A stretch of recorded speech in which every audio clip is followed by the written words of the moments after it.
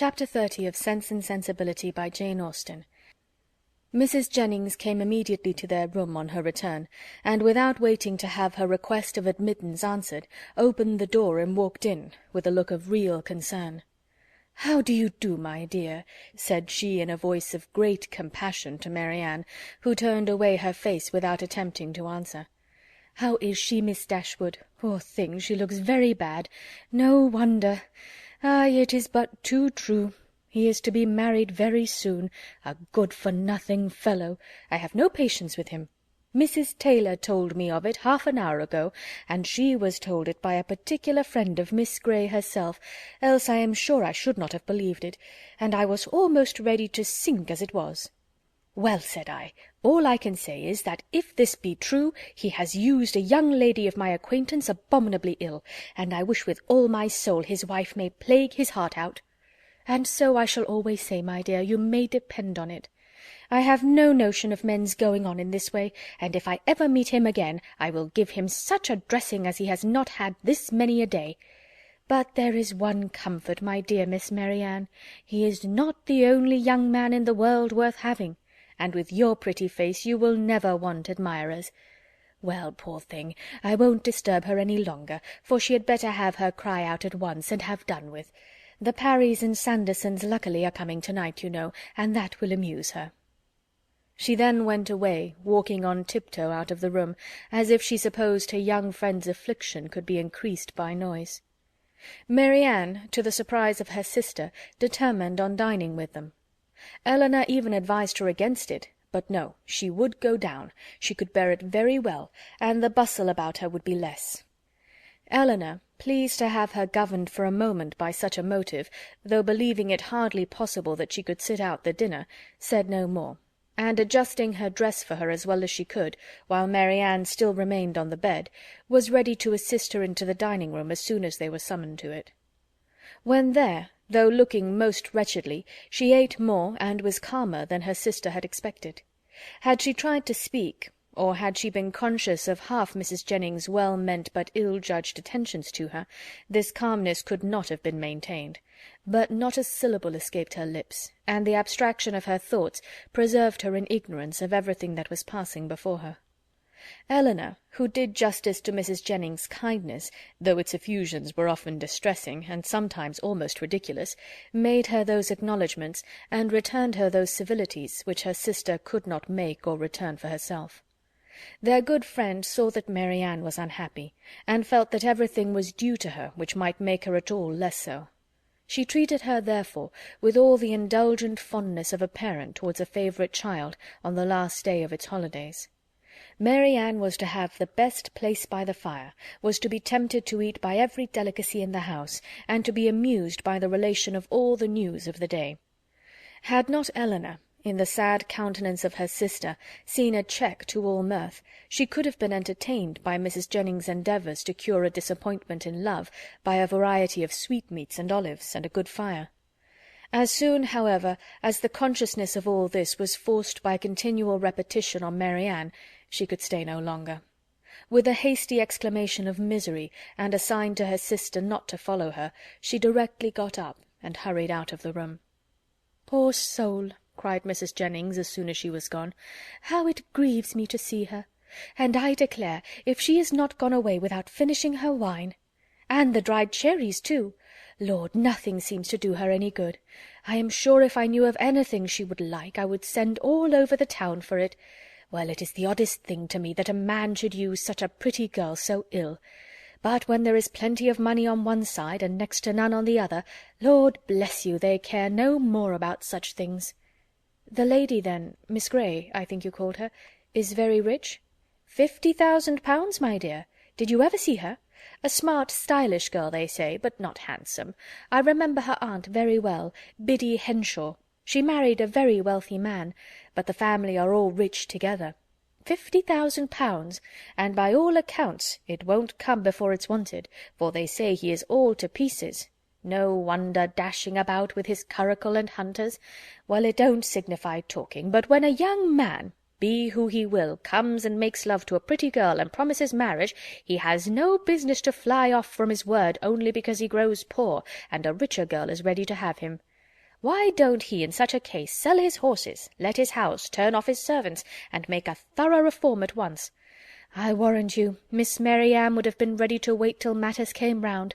But that won't do nowadays. Nothing in the way of pleasure can ever be given up by the young men of this age." "Do you know what kind of a girl Miss Grey is? Is she said to be amiable?" "I never heard any harm of her. Indeed, I hardly ever heard her mentioned, except that Mrs. Taylor did say this morning that one day Miss Walker hinted to her that she believed Mr. and Mrs. Ellison would not be sorry to have Miss Grey married, for she and Mrs. Ellison could never agree." "And who are the Ellisons?" "Her guardians, my dear. But now she is of age and may choose for herself, and a pretty choice she has made. What now?" after pausing a moment. "Your poor sister is gone to her own room, I suppose to moan by herself. Is there nothing one can get to comfort her? Poor dear, it seems quite cruel to let her be alone. Well, by and by we shall have a few friends, and that will amuse her a little. What shall we play at? She hates whist, I know, but is there no round game she cares for?" "Dear ma'am, this kindness is quite unnecessary. Mary Ann, I dare say, will not leave her room again this evening. I shall persuade her, if I can, to go early to bed, for I am sure she wants rest." "Ay, I believe that will be best for her. Let her name her own supper and go to bed. Lord, no wonder she has been looking so bad and so cast down this last week or two, for this matter, I suppose, has been hanging over her head as long as that. And so the letter that came to-day finished it. Poor soul! I am sure if I had had a notion of it, I would not have joked her about it for all my money. But then, you know, how should I guess such a thing? I made sure of its being nothing but a common love-letter, and you know young people like to be laughed at about them. Lord, how concerned Sir John and my daughters will be when they hear it! If I had my senses about me, I might have called in Conduit Street on my way home, and told them of it, but I shall see them to-morrow. It would be unnecessary, I am sure, for you to caution Mrs. Palmer and Sir John against ever naming Mr. Willoughby, or making the slightest allusion to what has passed before my sister. Their own want of good nature must point out to them the real cruelty of appearing to know anything about it when she is present, and the less that may ever be said to myself on the subject, the more my feelings will be spared, as you, my dear madam, will easily believe. "Oh, Lord, yes, that I do indeed. It must be terrible for you to hear it talked of, and as for your sister, I am sure I would not mention a word about it to her for the world. You saw I did not all dinner-time. No more would Sir John nor my daughters, for they are all very thoughtful and considerate, especially if I give them a hint, as I certainly will. For my part, I think the less that is said about such things the better, the sooner 'tis blown over and forgot. And what does talking ever do, you know?" "In this affair it can only do harm, more so, perhaps, than in many cases of a similar kind, for it has been attended by circumstances which, for the sake of every one concerned in it, make it unfit to become the public conversation. I must do this justice to Mr. Willoughby. He has broken no positive engagement with my sister." "Law, my dear, don't pretend to defend him. No positive engagement, indeed, after taking her all over Allenham House, and fixing on the very rooms they were to live in hereafter." Elinor, for her sister's sake, could not press the subject further, and she hoped it was not required of her for Willoughby's, since, though Mary Ann might lose much, he could gain very little by the enforcement of the real truth. After a short silence on both sides, Mrs. Jennings, with all her natural hilarity, burst forth again. "Well, my dear, 'tis a true saying about an ill wind, for it will be all the better for Colonel Brandon. He will have her at last. Ay, he will. Mind me now if they aren't married by midsummer. Lord, how he'll chuckle over this news. I hope he will come to-night. It will be all to one a better match for your sister. 2,000 a year without debt or drawback, except the little love-child, indeed. Ay, I had forgot her, but she may be prenticed out at a small cost, and then what does it signify? Delaford is a nice place, I can tell you, exactly what I call a nice old-fashioned place, full of comforts and conveniences, quite shut in with great garden walls that are covered with the best fruit-trees in the country, and such a mulberry tree in one corner. Lord, how Charlotte and I did stuff the only time we were there. Then there is a dovecot, some delightful stew-ponds, and a very pretty canal, and everything, in short, that one could wish for. And moreover, it is close to the church, and only 1/4 of a mile from the turnpike road, so 'tis never dull, for if you only go and sit up in an old yew arbour behind the house, you may see all the carriages that pass along. Oh, 'tis a nice place! A butcher hard by in the village, and the parsonage house within a stone's throw. To my fancy 1,000 times prettier than Barton Park, where they are forced to send 3 miles for their meat, and have not a neighbour nearer than your mother. Well, I shall spirit up the Colonel as soon as I can. One shoulder of mutton, you know, drives another down. If we can but put Willoughby out of her head." "Ay, if we can do that, ma'am," said Elinor, "we shall do very well with or without Colonel Brandon." And then, rising, she went away to join Mary Ann, whom she found, as she expected, in her own room, leaning in silent misery over the small remains of a fire, which, till Elinor's entrance, had been her only light. "You had better leave me," was all the notice that her sister received from her. "I will leave you," said Elinor, "if you will go to bed." But this, from the momentary perverseness of impatient suffering, she at first refused to do. Her sister's earnest though gentle persuasion, however, soon softened her to compliance, and Elinor saw her lay her aching head on the pillow, and, as she hoped, in a way to get some quiet rest before she left her. In the drawing-room, whither she then repaired, she was soon joined by Mrs. Jennings, with a wine-glass full of something in her hand. "My dear," said she, entering, "I have just recollected that I have some of the finest old Constantia wine in the house that ever was tasted, so I have brought a glass of it for your sister. My poor husband, how fond he was of it! Whenever he had a touch of his old colicky gout, he said it did him more good than anything else in the world. Do take it to your sister." "Dear ma'am," replied Elinor, smiling at the difference of the complaints for which it was recommended, "how good you are! But I have just left Mary Ann in bed, and I hope almost asleep, and as I think nothing will be of so much service to her as rest, if you will give me leave, I will drink the wine myself." Mrs. Jennings, though regretting that she had not been 5 minutes earlier, was satisfied with the compromise, and Elinor, as she swallowed the chief of it, reflected that, though its effects on a colicky gout were at present of little importance to her, its healing powers on a disappointed heart might be as reasonably tried on herself as on her sister. Colonel Brandon came in while the party were at tea, and by his manner of looking round the room for Mary Ann, Elinor immediately fancied that he neither expected nor wished to see her there, and, in short, that he was already aware of what occasioned her absence. Mrs. Jennings was not struck by the same thought, for soon after his entrance she walked across the room to the tea-table where Elinor presided, and whispered, "The Colonel looks as grave as ever, you see. He knows nothing of it. Do tell him, my dear." He shortly afterwards drew a chair close to hers, and with a look which perfectly assured her of his good information, inquired after his sister. "Mary Ann is not well," said she. "She has been indisposed all day, and we have persuaded her to go to bed."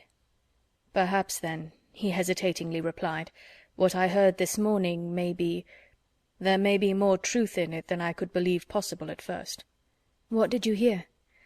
"That a gentleman, whom I had reason to think— in short, that a man whom I knew to be engaged— but how shall I tell you?